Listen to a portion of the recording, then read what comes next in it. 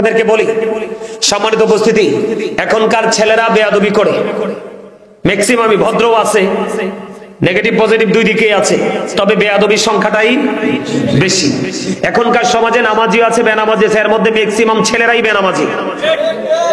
ভুল বলছি? এমনি ভাবে আমি দুটো এক্সাম্পল। এখনকার ছেলে মেয়েরা বাবা মাকে, ছেলেরা বিশেষ করে ছেলেরা মাকে বাবাকে বেশি কষ্ট দেয়, তবে ভালো আছে, তবে কষ্ট দেওয়ার ছেলে বেশি। বিভিন্ন ভাবে মা বাবাকে কষ্ট দেয়, দেয় কিনা?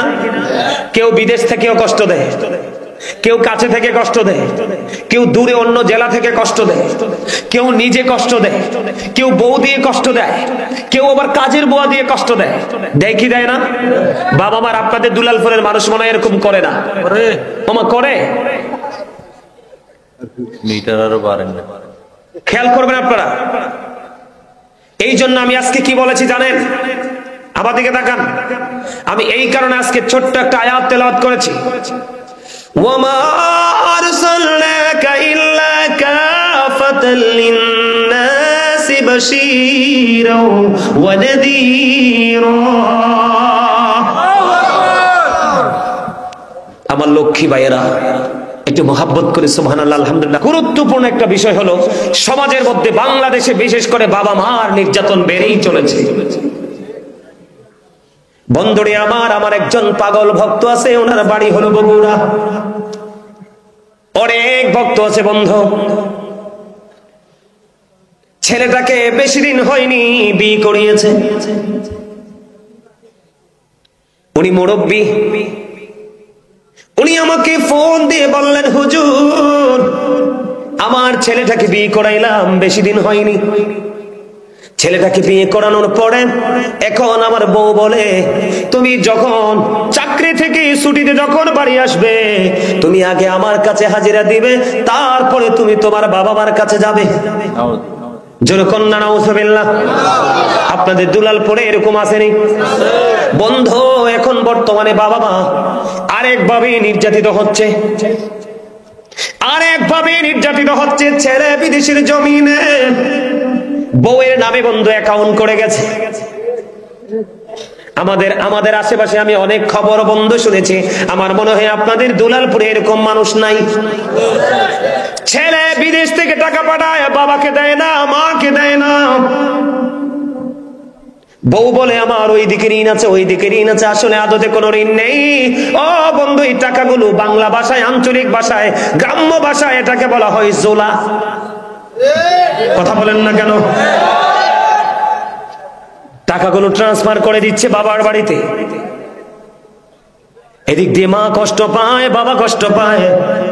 অনেক পুরুষ আছে শ্বশুর বাড়িতে বিল্ডিং পর্যন্ত তুলে দিয়েছে। বাবা মা বন্ধু শুটকি দিয়েও 3 বেলা খেতে পায় না, কাঁচা মরিচের ভর্তা দিয়ে পারে না, শাক সবজি বনলতা দিয়ে বন্ধু খাবার খেতে পারে না। এমন সন্তান আছে না নাই? আল্লাহ আমাকে কয়েকটা দেশ ভ্রমণ করার সুযোগ করে দিয়েছে। কয়েকটা দেশ আমি সফর করেছি বন্ধু। আমি দেখেছি একটা বাবা একটা মা তার জীবনের সর্বোচ্চ দিয়ে সন্তানকে ভালোবেসে মানুষের মতো মানুষ করে দেয়, আর এই সন্তানগুলো পিতা মাতার কলিজার মধ্যে বিরতিহীন ভাবে বন্ধু তীর ঢুকায়। আছে কিনা বলেন? আমি আপনাদেরকে বলবো, আমার মন গড়া কথা বলার অভ্যাস নাই বন্ধু।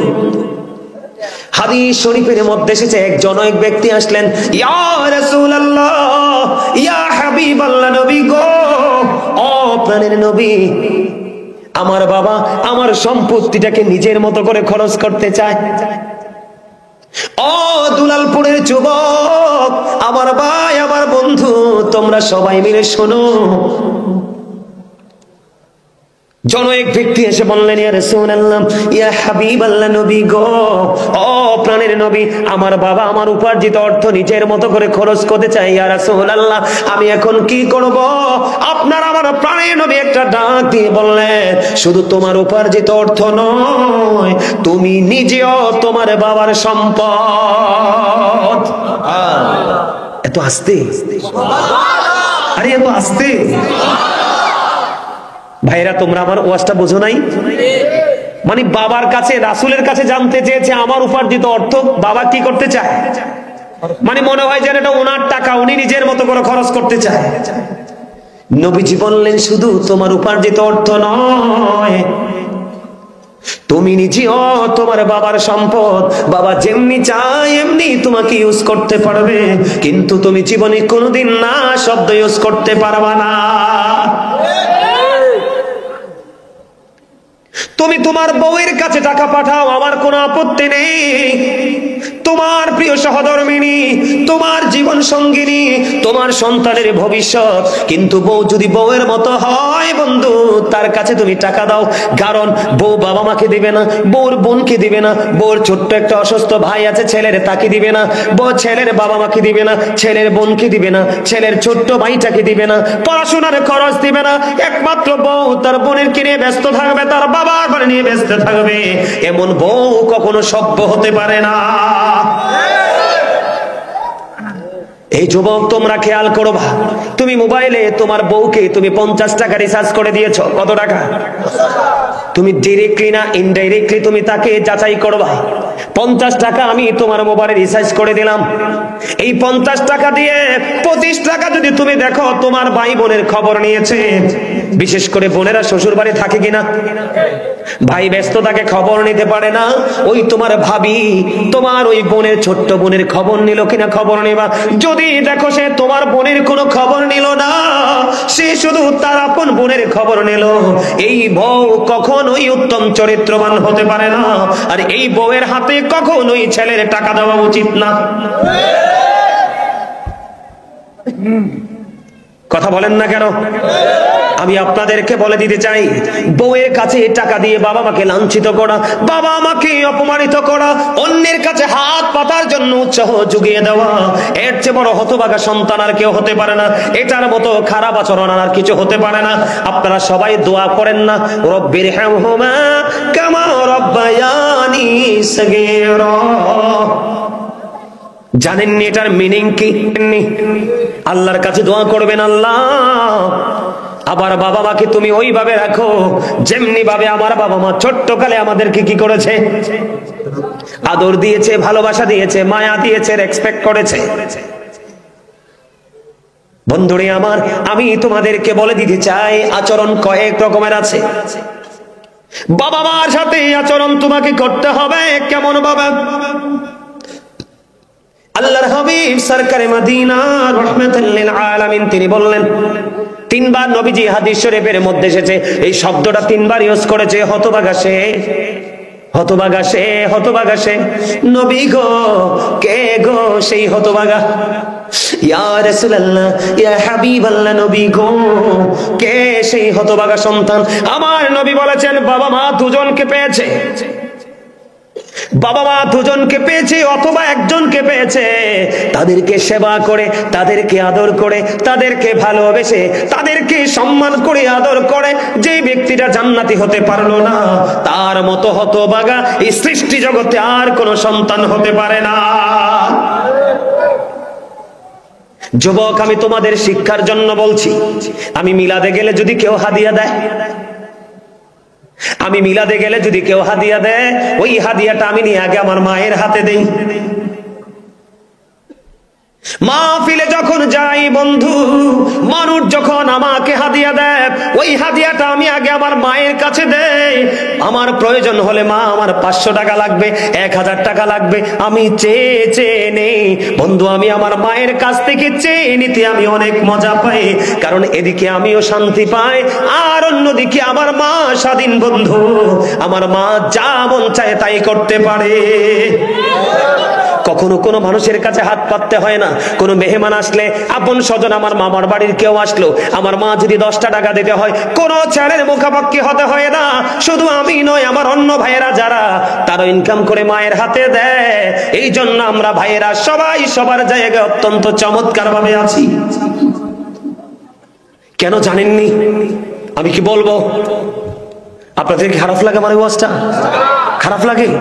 আপনি কি মনে করেছেন এই কথার ওজন কত? খেয়াল করেন, নবীজি বলেছে, নবীজির কথায় কি কোনো সন্দেহ আছে? এই যুবক তোমরা শোনো, হযরত মুহাম্মদ সাল্লাল্লাহু আলাইহি সাল্লাম was born in a country. His father's name was Abdullah. His mother's name was Amina. His father said died before he was born. He lost his mother in his childhood. He was very truthful. সবচেয়ে বড় মজার জায়গা হলো, সবচেয়ে বড় মজার যে সেন্টেন্সটা, মজার জায়গাটা হলো he was very truthful. তোমার আমার আপনাদের আমাদের সবার নবী ছিলেন শ্রেষ্ঠ সত্যবাদী। আওয়াজ করে বলেন আল্লাহু আকবার। আরো জোরে। খেয়াল করছেন বিষয়টা? নবীজি বলেছে হতভাগা সে, হতভাগা সে, হতভাগা সে, তিনবার বলেছে। কে সে হতভাগা? তোমরা মনে রাখবে যুবক, এই দুলালপুরের যুবকদেরকে বলতে চাই, বাবা মাকে কষ্ট দেওয়া হারাম, তাদেরকে ভালোবাসা ফরজ। তোমরা বোঝো না? এই যে কোরআন, দা হোলি কোরআন, পবিত্র গ্রন্থ, তা আসছে কোত্থেকে? লৌহে মাহফুজ থেকে, আল্লাহর অমীয় বাণী। আল্লাহ রাব্বুল আলামিন বলেছেন ওয়াবুদুল্লাহ ওয়ালা তুশরিকু বিহি শাইয়্যান ওয়া বিল ওয়ালিদাইনি ইহসানা। জোরে জোরে আল্লাহু আকবার। নবীজি বলেছে তোমরা আল্লাহর ইবাদত করো, আল্লাহর সাথে আল্লাহ আল্লাহ রাব্বুল আলামিন জানিয়ে দিয়েছে কোরআন থেকে, কিন্তু তথ্য পাইছি কার মাধ্যমে? কথা বলে না। আরে ভাই, এই কোরআনটা আসছে কার কাছে? একদিকে আল্লাহর বাণী, কিন্তু পাইছি কার থেকে?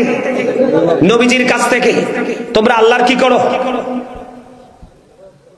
ইবাদত করো, গোলামি করো, দাসত্ব করো। ওয়ালা তুশরিকু বিহি শাইয়্যা, আল্লাহর সাথে কোনো কিছু কি করিও না, শরীক। ওয়া বিল ওয়ালিদাইনি ইহসানা, মা বাবাকে কি করো?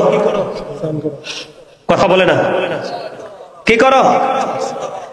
এই আসল কথাটা কইছো, আমি চাইছি তাদের মুখ থেকে আসুক, মানে আয়াতের ধারা দেখে তারা অর্থ বুঝে নিয়েছে। সুবহানাল্লাহ বলেন না? মা বাবার খেদমত কি শুধু খাওয়াইলে হয়? ঈদের দিনে একটা কাপড় দিলে হয়?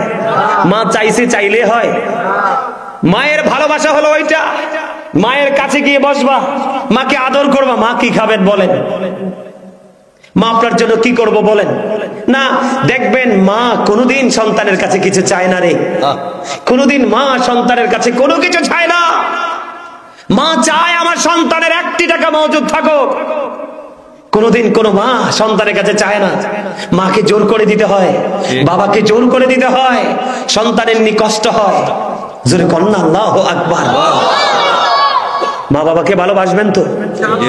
বন্ধুরে আমার দিকে তাকাও বন্ধু। রাসূলকে প্রশ্ন করা হলো, ইয়া রাসূলুল্লাহ, ইয়া হাবিবাল্লাহ, নবী গো, ও প্রাণের নবী, আমার কাছ থেকে পৃথিবীর বুকে সবচেয়ে উত্তম, সবচেয়ে ভালো, সবচেয়ে মিষ্টি ব্যবহারটা পাওয়ার হক কার বেশি? তোমরা বলো তো কার? বাবা মা সর্বপ্রথম, কিন্তু তোমরা মা বলেছো, একেবারে হাদিস শরীফের সাথে মিলে গেছে। রাসূল বললেন ক্বালা উম্মুকা, তোমার মা। আবার প্রশ্ন করা হলো ক্বালা সুম্মা মান, তারপরে কে? নবীজি বললেন ক্বালা উম্মুকা, তোমার মা, ইউর মাদার। আবার প্রশ্ন করা হলো ক্বালা সুম্মা মান, তারপরে কে? ইয়া রাসূলুল্লাহ, নেক্সট টাইম কে? আবার নবীজি বললেন ক্বালা উম্মুকা, তোমার মা, ইউর মাদার। এরপরে আবার প্রশ্ন করা হলো ক্বালা সুম্মা মান, তারপরে কে? আমার নবীজি বললেন ক্বালা আবুকা, তোমার বাবা। জোরে জোরে বলুন না আল্লাহু আকবার। মায়ের দিকে যদি তুমি একটা নজরে তাকাও, একটা হজের সওয়াব হয়ে যাবে। বলো হুজুর, প্রতিদিনই তো তাকাই, এই তাকানো সেই তাকানো নয়। তুমি যখন তোমার মায়ের চেহারার দিকে তাকাবে, তখন তোমার মধ্যে মায়ের প্রতি একটা করুণা জন্ম হবে। কেমন করুণা? মহাব্বতের। যেমন তুমি তোমার মায়ের চেহারাটার দিকে তাকাইলা, তোমার কাছে মনে হয়েছে মায়ের চেহারাটা একটু শুকিয়ে গেছে, মা হাঁটছে, মাকে একটু দুর্বল মনে হয়েছে। তোমার কাছে এমন যখন ফিলিংস আসবে, আল্লাহ কয় কেমন পাগল সন্তান মায়ের, মায়ের দিকে তাকাইয়া কত চিন্তা তুমি শুরু করলে। আমি আল্লাহ খুশি হয়ে তোমার আমল নামায় 100, তোমার আমল নামায় একটা হজের সওয়াব দিয়ে দিলাম। ইয়া রাসূলুল্লাহ, প্রতিদিন যদি 100 বার তাকানো হয়, আমার নবী বললেন তোমার আমল নামায় 100 হজের সওয়াব দেওয়া হয়। বাবার সম্পর্কে যদি বলি, যেই সন্তানটা বাবার অবাধ্য, মনে রাখবেন, যেই সন্তানটা বাবার অবাধ্য ওই সন্তানটা আল্লাহর অবাধ্য। যেই সন্তানটাকে বাবা দেখতে পারে না, বাবা সহ্য করতে পারে না, সন্তান দেখলে বাবার চোখ দিয়ে শুধু পানি ঝরে, ওই সন্তানটা আল্লাহর অবাধ্য। নাউজুবিল্লাহ বলেন না, আর জোরে বলেন না নাউজুবিল্লাহ, আর একটু মহব্বতে। পৃথিবীর সব অপরাধের ক্ষমা চেয়ে মা বাবাকে তুমি যদি কলিজায় আঘাত দাও, এই আঘাতের ক্ষমা নাই, ক্ষমা নাই। তুমি দুনিয়াতেও কষ্ট ভোগ করবে, ওপারে যাওয়ার পরে ফাইনাল যন্ত্রণা তোমার শুরু হবে। মা বাবাকে কলিজায় আঘাত দিও না। আল্লাহ রাসূল বলে দিয়েছেন মা বাবাকে ভালোবাসো। জোরে জোরে করুন না সুবহানাল্লাহ। কারণ মা বাবাকে ভালোবাসতে হবে বন্ধু। Paradise of the child under the feet of the mother, বাইরে পায়ের নিচেই তোমাদের জান্নাত। কিন্তু এই জান্নাতের জায়গায় আসতে হলে বাবা মাকে একটা দায়িত্ব পালন করতে হবে। আমি এই জন্য বলি every parent should take care their children very carefully. প্রত্যেকটা পিতামাতার উচিত তাদের সন্তানের দায়িত্ব যত্ন সহকারে পালন করা। আমরা সন্তান হিসেবে যদি বলি we should Obi our parents, আমাদের প্রত্যেকের উচিত আমাদের পিতামাতাকে মান্য করা। জোরে জোরে কন্যা সুবহানাল্লাহ।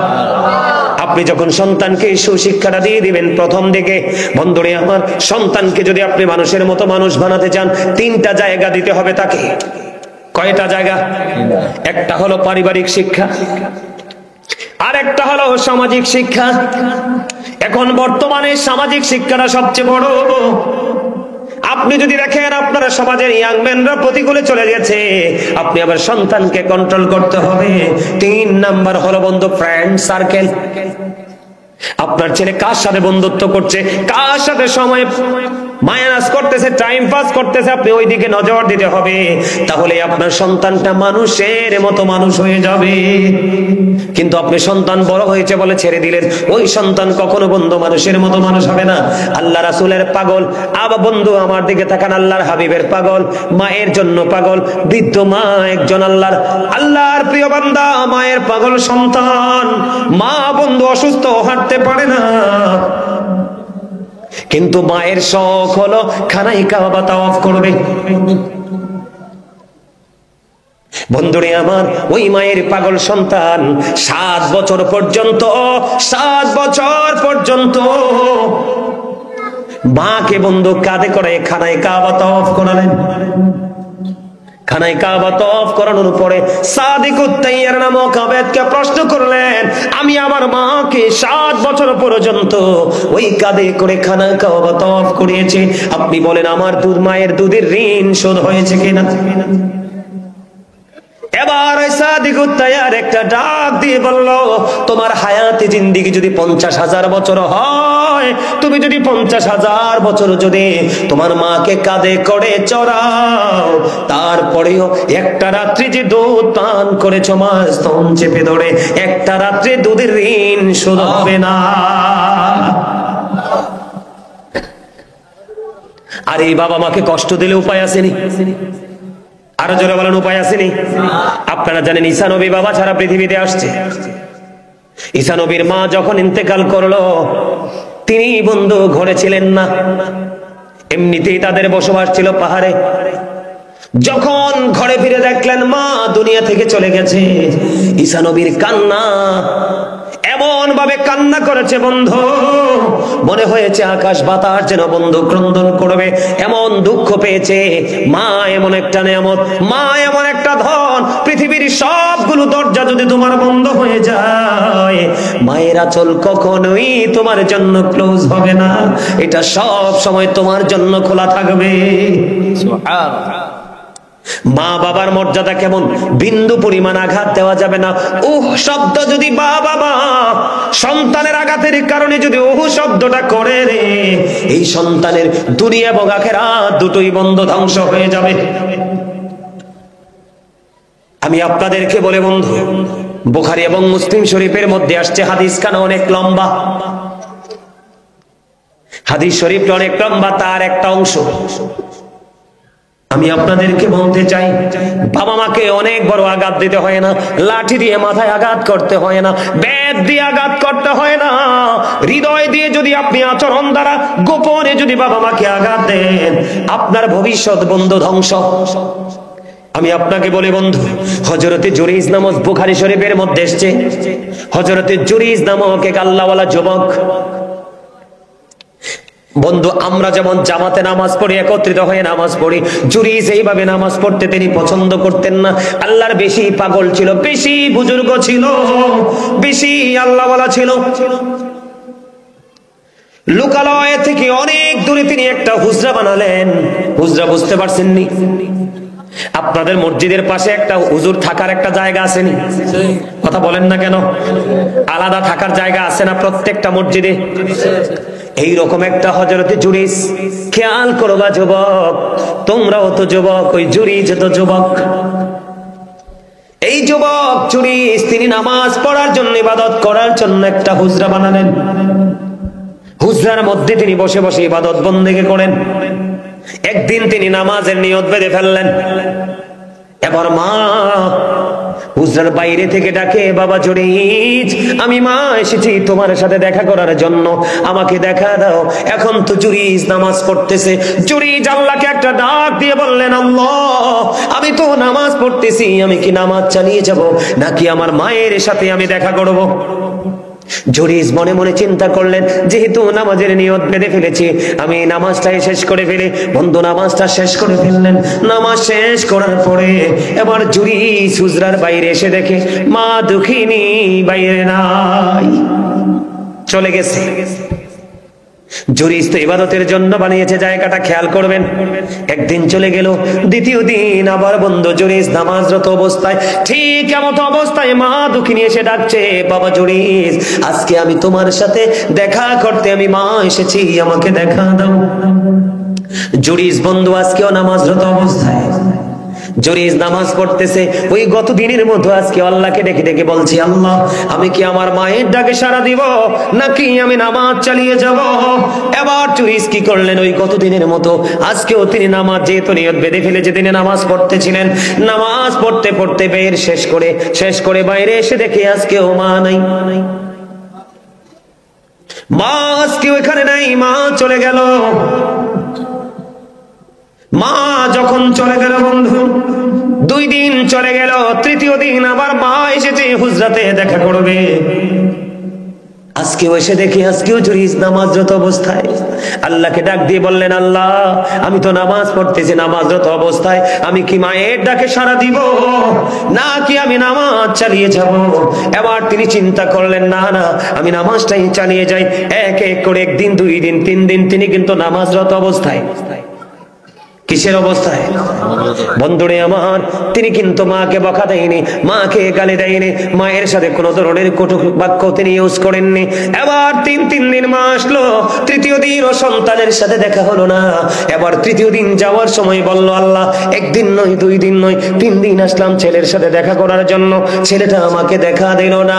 আমি কষ্ট পেয়েছি, দুঃখ পেয়েছি, আমি মা বলে গেলাম, আমার এই ছেলেটা বেশ্যা মহিলার মুখ না দেখা পর্যন্ত তারে মরণ দিও না। জোরে কন্যা নাউজুবিল্লাহ। ওয়াজ বুঝেন নাই? মা কি বরদোয়া করলো? বেশ্যা মহিলার মুখ না দেখাইয়া আমারে মরণ দি। মা দোয়া করে, বরদোয়া করে, আমার ছেলেটাকে বেশ্যা মহিলার মুখ না দেখাইয়া মরণ দিও না। দেখেন মায়ের মর্যাদা কত বেশি, মায়ের শান আল্লাহর কাছে এত বেশি। ও বন্ধু, আপনি যদি আল্লাহ রাব্বুল আলামিনের জিকির করতে করতে জীবন উৎসর্গ করে দেন, সারা জীবন যদি নফল ইবাদত দুরূদ জিকির করতে করতে জীবন উৎসর্গ করে দেন, বাবা মার সাথে যদি আপনার সম্পর্ক ভালো না হয়, আল্লাহ রাব্বুল আলামিন ডেকে ডেকে বলে, হাবিব, আপনি আমার বান্দাগুলোকে জানিয়ে দেন, তাদের সম্পর্ক কশিন কালেও আমি আল্লাহর সাথে হবে না। বন্ধুরে আমার, মা এবার বরদোয়া দিয়ে চলে গেলেন। বেশ্যা মহিলার মুখ না দেখাইয়া মরণ দিও না। পাশেই বসবাস করতেন এক বেশ্যা মহিলা। বেশ্যা মহিলার পেটে বন্ধ বাচ্চা। ধীরে ধীরে বেশ্যা মহিলার পেটের বাচ্চাটা বড় হতে লাগলো। ধীরে ধীরে বড় হতে হতে হতে হতে বন্ধু বাচ্চাটা পৃথিবীতে আসলো। আসার পরে মানুষ যখন প্রশ্ন করে বাচ্চাটা কার, এবার ওই বেশ্যা মহিলা একটা ডাক দিয়ে বলল, বন্ধু ও দুলালপুরের যুবক, হৃদয় খুলে শোনো, মায়ের মর্যাদা কত বেশি, মায়ের ডাক আল্লাহর কাছে কত গ্রহণযোগ্য।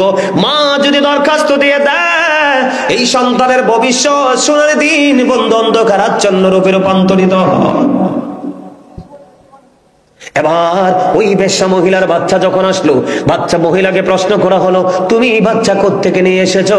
কই আমি বাচ্চা এনেছি হযরতে জুরিস থেকে। ওমা নাউজুবিল্লাহ কর না। জুরিস কি জানে?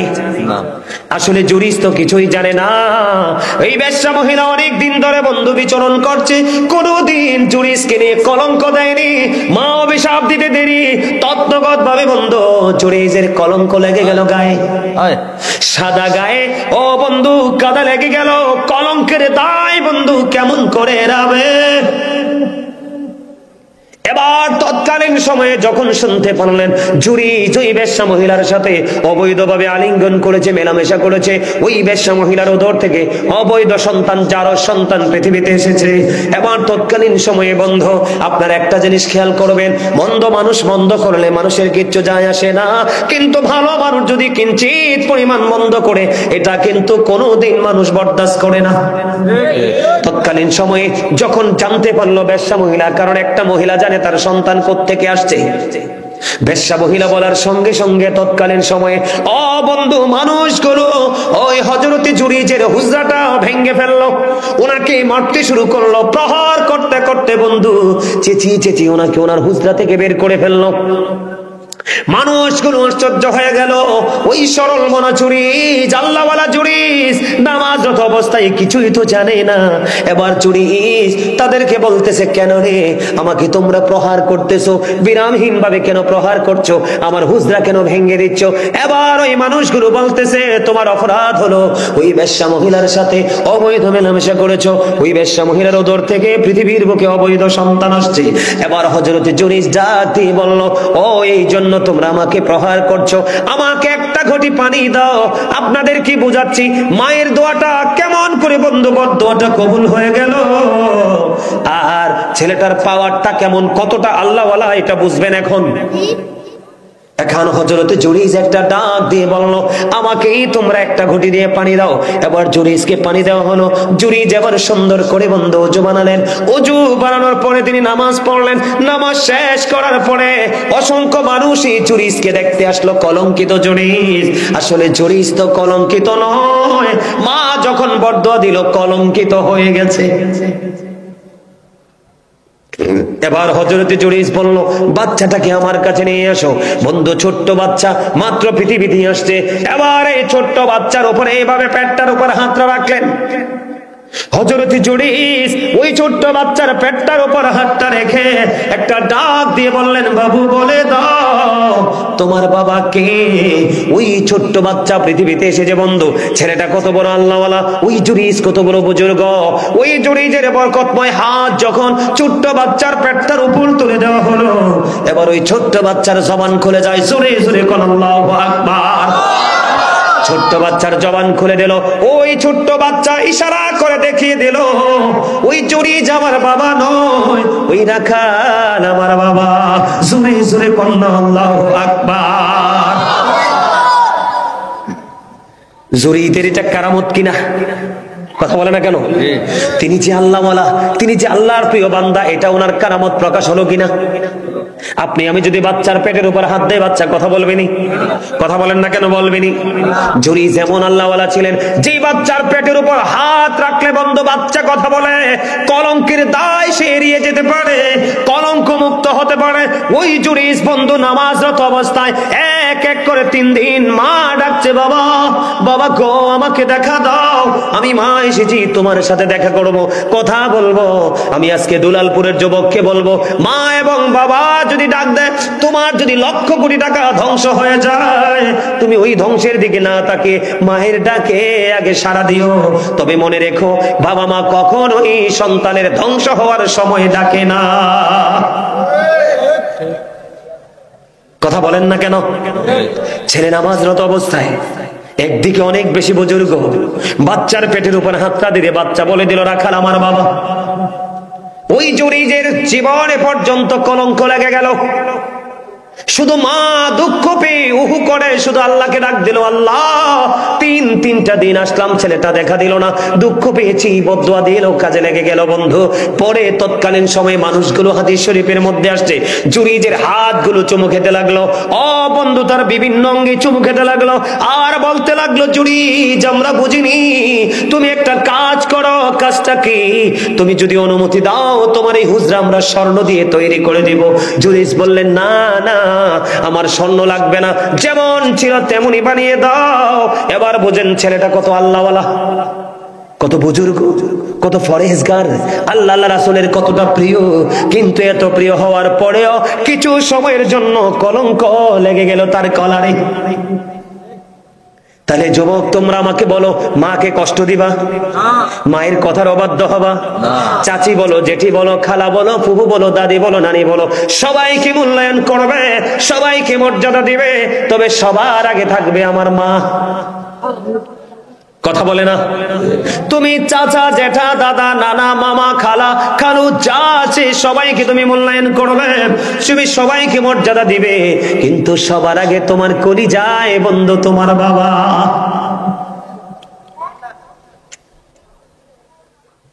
এটা আমরা করবো কিনা? আমি তো নেগেটিভ সাইডটা তুলে ধরলাম, এবার তোমাদেরকে একটু পজিটিভ সাইড আমি শোনাবো, যে বাবা মাকে ভালোবাসলে, এটাও বন্ধু বুখারী শরীফের হাদিস। সিহাসিত্তার অন্যতম গ্রন্থ হলো বুখারী শরীফ। আবার রেডি করো, আমার আল্লাহ আল্লাহ আল্লাহ লা ইলাহা ইল্লাহু আল্লাহ আল্লাহ আল্লাহ লা ইলাহা ইল্লাহু। আল্লাহ পাকের প্রিয় হাবিব আসলেন এই ধরায়, আসুন সবাই দাঁড়াইয়া আল্লাহ আল্লাহ আল্লাহ লা ইলাহা ইল্লাহু আল্লাহ আল্লাহ লা ইলাহা ইল্লাহু